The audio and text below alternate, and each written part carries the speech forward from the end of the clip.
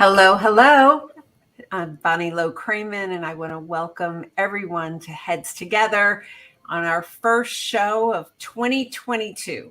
Happy New Year, everybody. Happy New Year to you, Jennifer Wilner. Thank you, Bonnie. Happy New Year. It's so nice to be back. Yeah, we're happy. I am really happy to have you back. I know you watched the recording from last week. So funny. And I know our listeners are happy to have you back as well. It felt very weird. That was the first show in 67 shows or so. Yeah. That was the only show we have never done that we didn't do together. Yeah. So that was it happens. Yeah, hey, I was happy to know I could do it. It was little bumps along the way, but there it was. It was okay. It's all good. So welcome everyone. Hey Sheba, happy to have you here. Hopefully it's not too cold and snowy in New York City. I'm here in Florida today, and it's nice. I won't make anybody feel bad, but Nice. Oh my gosh, it feels like from show to show the drama in the world increases. In the last couple of days there was the big the tie-up on the highway on I-95 in Virginia. People were like stranded in their cars in the snow. So here we go with crazy winter weather. We had one here in New Jersey this morning. You did? Yeah, because we had icy roads this morning. Yeah. So there was a really many mile. Yeah. It was crazy. Yeah, terrible. Hi, Lori Reese from California. Welcome to the show. Welcome to Heads Together, our first show of 2022. And, today is January 5th, 2022. And of course, we're all reminded of what happened just about a year ago. And it was, we were doing this show, right, Jen? We went live at 3 p.m. Eastern time. And what was going on in Washington at the Capitol was already starting, but we weren't really sure. And the comments were coming in about January, it was January 6th. So before we head into today's show to talk about the subject we're going to be dealing with today, I feel it's very important that we must take a moment to pay our respects to the people who lost their lives on January 6th last year. Because after we got off the air and turned on the television, it was pretty crazy. And, here we are. It's tomorrow is the 1-year anniversary. And where my mind goes is that I'm just hoping and praying that it is a peaceful day, that it is a day when perhaps there can be cooler heads to wrestle with the issues that are on the table. What happened on January 6th also reminds me always of the workplace, and on a much smaller scale. Hopefully physical violence never breaks out in the workplace, but certainly there is conflict in the workplace. People who hold alternative points of view. Mm-hmm. And I think, the people who show up at Heads Together, I know many of you, and I believe that you would agree that it is very important to talk through our differences in the workplace when there are differing opinions. And hopefully it never has to escalate to, yelling and hopefully never violence. So Jen and I are dressed somberly today, and we are wanting to pay our respects to the police officers and, all the people who lost their lives last year. And let's hope tomorrow is not, in any way close, that we can proceed with peace. So we have a lot of issues to deal with in our workplace, and we need to do it with cool heads, in my opinion. Okay. So I'm looking to the chat, and I see so many familiar faces, and I want to welcome each and every one of you to the program. Hi from England and Houston and Paris. Oh my gosh.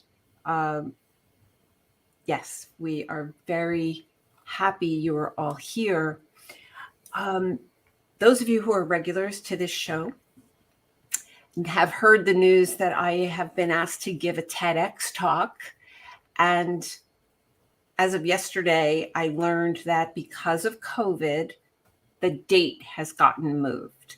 So I'm grateful that it has not been canceled, but it is for those of you who are looking to listen to the live stream, I hope you will. It was going to be on Saturday, January 22nd, and now the new date is Saturday, February 5th. So Rutgers, the university, is pushing it because of all the COVID numbers in New Jersey. And frankly, I'm not surprised. Disappointed that it got moved, but really, really not surprised.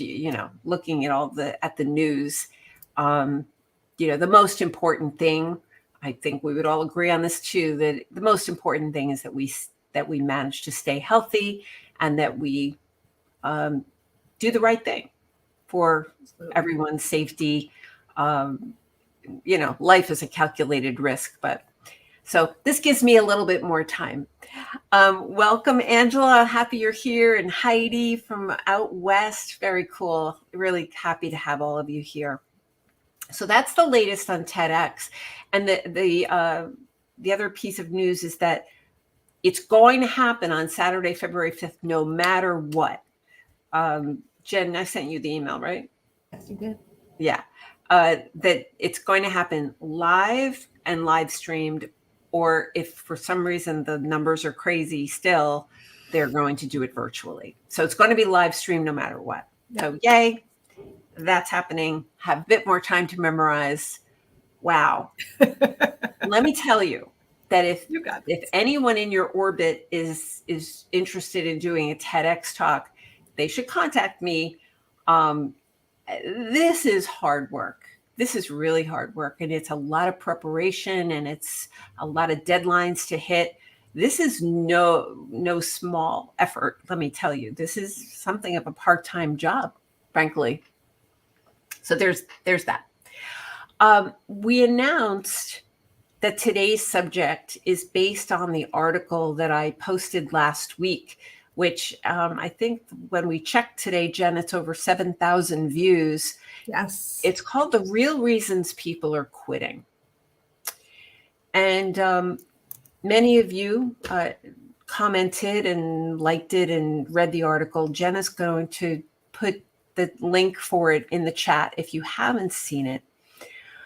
The basis of the article is the idea that we know that when you quit a job, you write a letter of resignation and you maybe have an exit interview and you give a reason that you're going to be leaving, right?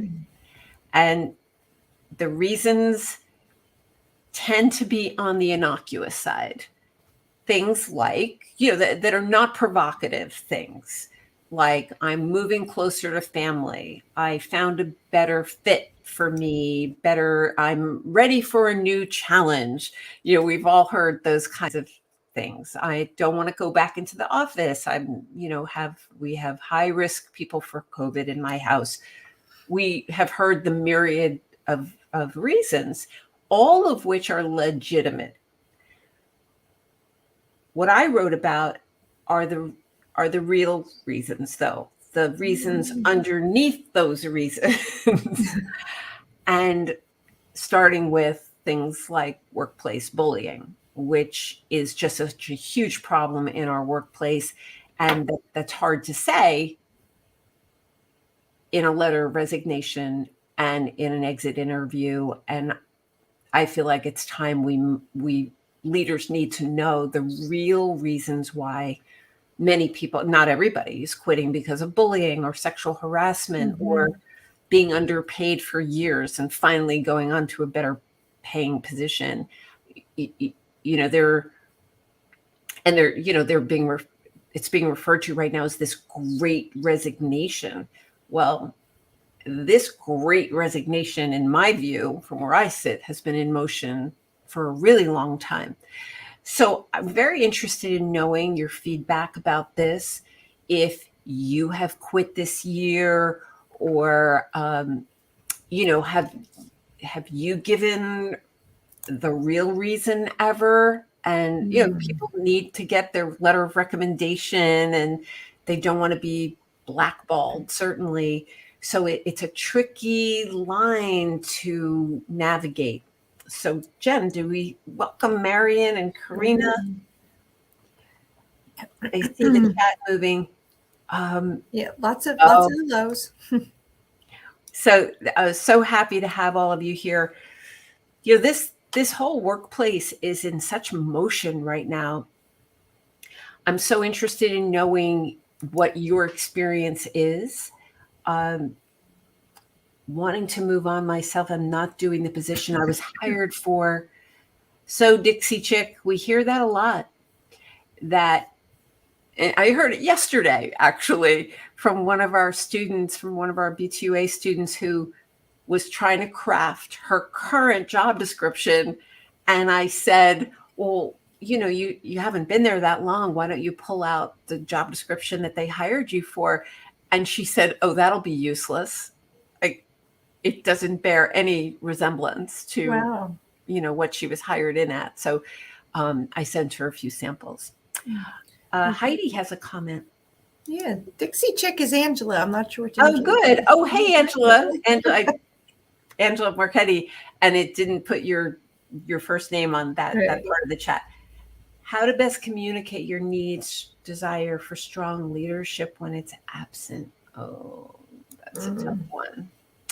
Your desire for, this is when assistants turn into leaders.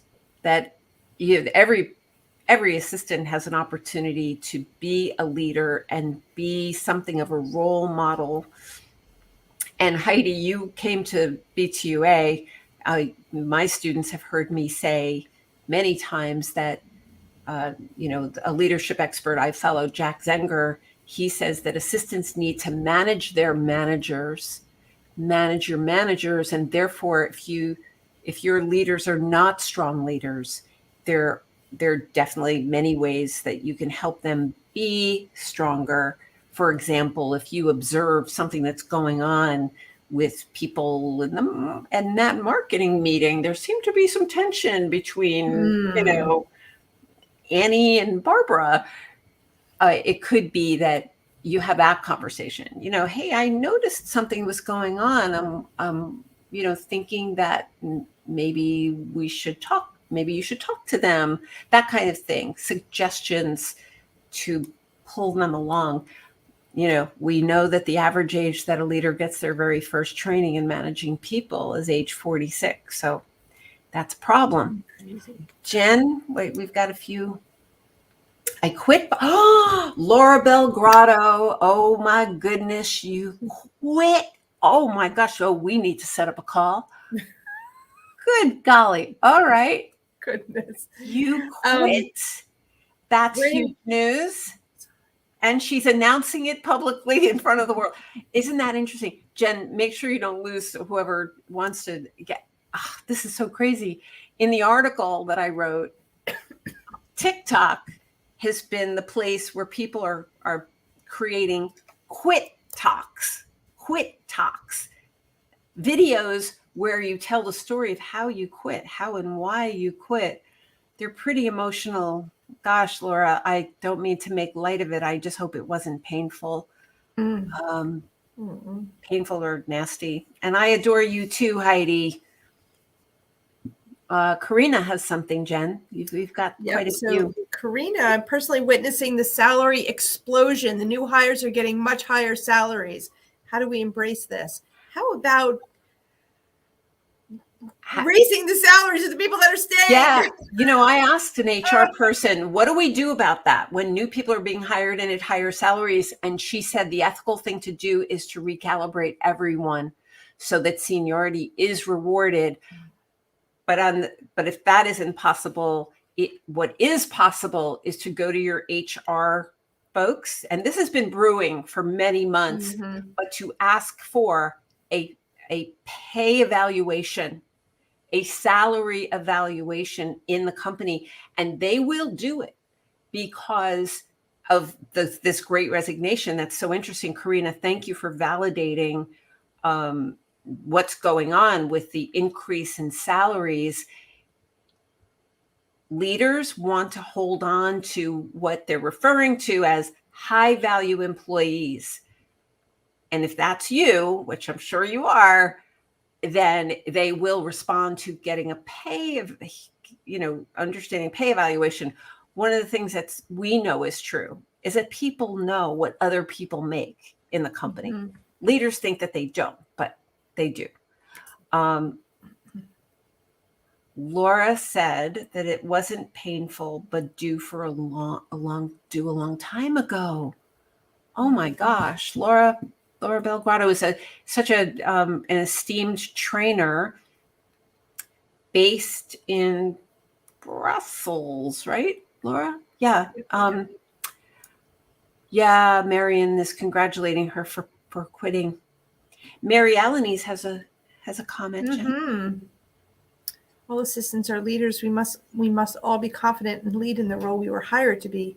Our roles and responsibilities change daily. Be ready. Oh, that's for sure. That is for sure. And assistants all over the world are proving your resilience all the time. I mean, in a matter of days, you were sent home to do your work, to do your really important work.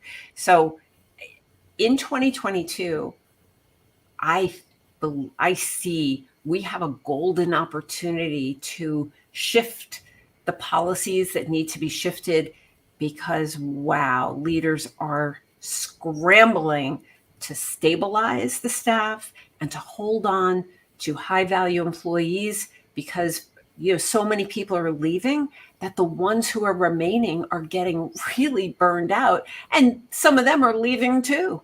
So just yesterday, and this is a really small example, but I'm here in Ponte Vedra, Florida, and Starbucks was closing at 3:00. They were typically going to be open till 10:00 at night. Yeah, they closed at 3 because they had no staff. That's really wild. I'm seeing a lot of that here in Jersey too, especially because our COVID numbers are so high. So Karina says I told my manager we don't click, and he agreed that we don't click, and he agreed for me to look around. It's the most beautiful thing that has happened. I changed groups in a couple of weeks, and I'm blooming here. Oh, what wonderful news. And what a lesson. Thank you for sharing that, Karina, because, the lesson there, of course, is that you took the risk to be honest.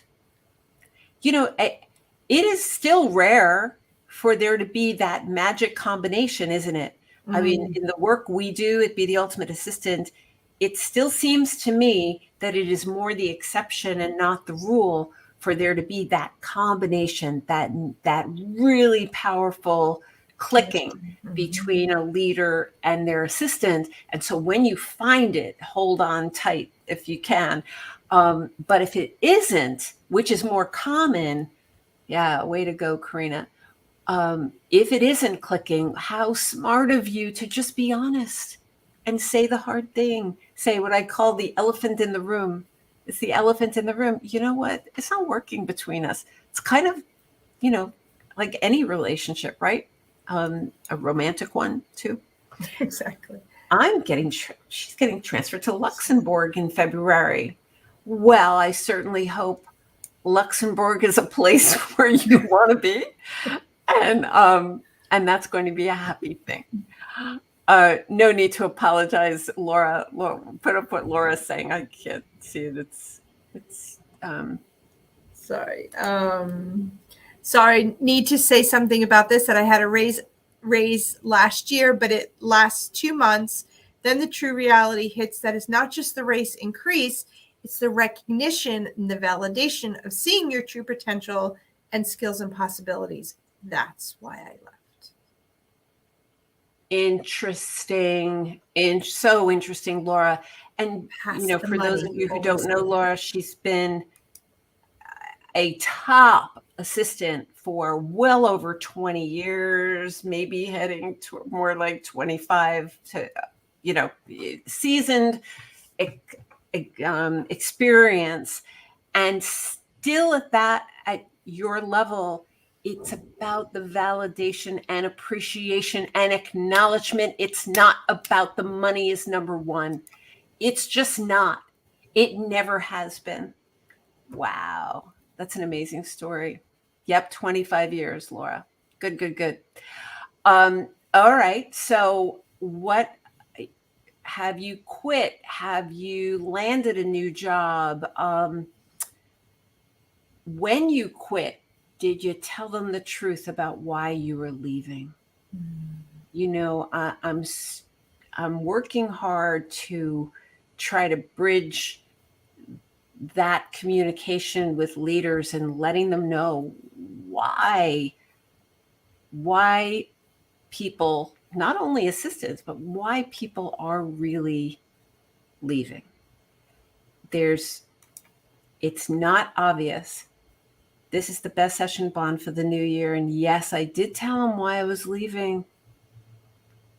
Well, Laura, as Olympia Dukakis would often say, every job ends sometime. Every job, no matter what it is. So maybe this was just your time. And more often than not, and this is in true seriousness, most assistants who, even after a long, long time, decide to leave, they end up landing somewhere so much better. So, and with, more money, more opportunity. And my goodness, the opportunities are blowing up these days, just blowing up. And I, here we are in 2022. It's a new start of a new year. And there's still such volatility in most companies. I mean, you remember what happened with Apple? Huge story where back in remember that, Jen? We're back in August. Tim Cook announced that, hey, everybody, we're all going back 3 days a week, Tuesdays, Thursdays, and Fridays, or something very, very cut and dry. Come on back. And the staff said, we don't like that. And they published a letter that they posted on social media. And they said, well, with all due respect, Tim Cook, we don't want to do that. And so we're respectfully asking you to rethink that. And I posted a post just 2 weeks ago that's now over 10,000 views, maybe more at this point, where Tim Cook said that this Apple staff can work at home indefinitely. Yep. And here's money to furnish your office. Right. At $1,000 a person, up to $1,000 to outfit your office, their offices, however they needed to make it work, monitors and lights and things like that. Big change from you have to go back, bam, like that. Embracing reality. Yeah. Yeah. There are a lot of articles talking about how leaders are truly needing to wrap their heads around this hybrid environment as a way of life now. Angela, Dixie Chick, other roles to roll into others than admin EA that could be hybrid. Yes, especially with COVID and travel costs exploding. There are other roles, and it really depends on your interests and your capability. Some assistants are helping out IT, the techies among us, helping out with, the whole cyber hacking prevention and helping with that, where the IT team, setting up Zoom calls and remote learning. You know what I'm referring to. Other assistants are helping out in HR with training, onboarding. That's a huge one. Huge. Onboarding continues to be one of those areas that is so deficit in many, many, many companies. The majority of assistants say that the onboarding systems at their companies are pitiful, are bad. Just say it. So that's an area to offer your services in and to be of real value. On board, succession planning is a whole other area, because my goodness, not only are the baby boomers starting to retire, and they're retiring earlier because of COVID, but now there needs to be, more attention paid to making sure there is backup in particular departments, so that, if Linda finds herself with COVID and she gets pulled out of legal or out of marketing, who's going to go in there? So many assistants are stepping up to flex those coordination muscles that you have. Because all of you are project managers. Essentially, it's a project manager. That's a project. My best advice is to take a look at what's happening in your organization with fresh eyes right now, to see where the gaps are. That's how I refer to them, as the gaps. Where are the gaps? Is it in the disaster plan? Like, what is the next variant after Omicron? God forbid, but chances are it's there. Are you ready? Is your company or organization ready? So if that's of interest to you, I hope you see where I'm going here. Like, find the gaps and fill them. Go ahead, Jen. I think. Yeah, sorry. Having a little delay between hitting send and so I'm going to scroll up a little bit. Heidi says they lost their COO in October, and today our CSO just resigned. Looking at the big picture, personally and professionally. Yeah. Okay.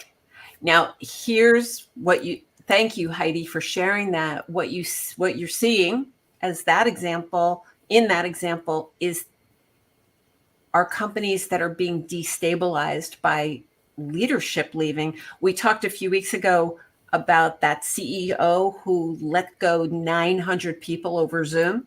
Remember that? From Better, yep.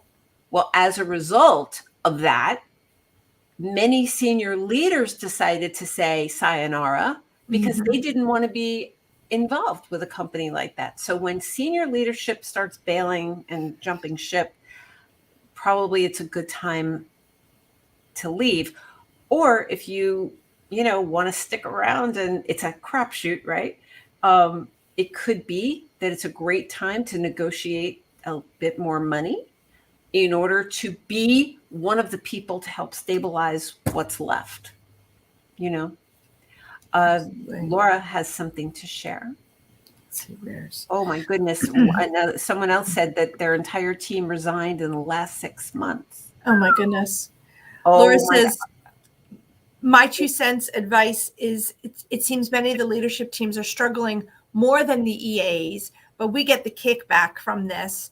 If leadership does not communicate or learn to work together, whatever we try to do in our role and position, if they don't understand our worth and value and knowledge, there's not much you can do. Wow. Okay. Excellent. Really good input there, Laura. All right. So we can see in the chat, there is a ton of volatility in our global workplace, no matter where you are. And therefore, that's why it's so important to come together with opportunities like Heads Together. And of course, the other places you're networking virtually, so that we can share information of where the jobs are, Please, I hope you're following me on LinkedIn. I'm in touch with a lot of recruiters, and I post jobs all the time. I'm asking them without question, give me a salary range, please. I don't want any longer. Good, Heidi. I'm so glad that this helped you. I am asking, when people ask me for help to post jobs, I want them to give me a salary range, because I just don't think it's fair to withhold that information So vague. Mm-hmm. from candidates. Okay, so Laura, thank you for your positive thoughts about this, and I wish you well. We definitely need to set up a call. I want to hear all the details if you want to share them with me. A few announcements. Next Wednesday, we will have a guest with us. Her name, many of you may know of her. Her name is Skevi Constantino. Skevi is a leader of the PA Way in London, and she's been very forthcoming about her history with workplace bullying. And, I've heard my share of jaw-dropping stories, but I have to say Skevi has some that have shocked even me. So Skevi is going to share her story next Wednesday, and I hope you will join us at 3 p.m. Eastern Time, when she is going to be coming to us from her home in England. I have started booking up for 2022. I'm so delighted that assistants are turning their attention to Administrative Professionals Week in April and training for your team virtually. And I'd love to talk with you about that. So please contact me or Jen, Bonnie at BonnieLow-Kramen.com. I'd love to talk to you about corporate training. And then, of course, we have the OnDemand class, B2A On Demand. Many of you have taken that class. And you know what? Something that may not be commonly known is that, and Marion is a part of that class. So happy you're with us, Marion. The on-demand class is 11 hours of video content, both myself and 4 hours of Vicky Sokol-Evans with technology. And this is video content that you can rewind and watch again, and in your space at your own pace. And then the on-demand class includes an in-person, a monthly meeting, a monthly live meeting via Zoom. And our next one is January 18th.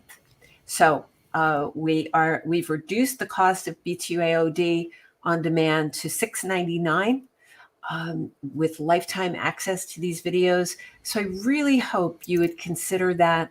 I love our get-togethers every month, where assistants from all over the world come together who are taking the on-demand class. And it's so interesting, just like it is here at Heads Together, to get to hear in real time what's going on in Japan, what's going on in Brussels, in Luxembourg. And good luck to you, Karina, but I hope we'll see you before then. Let's see, Jen, have we done it? I think we did it. Thank you, Marion. Oh, thank you, Marion. Thank you for that input about that. It's just so important. I mean, you can see even on this call today on Heads Together how quickly the workplace is moving.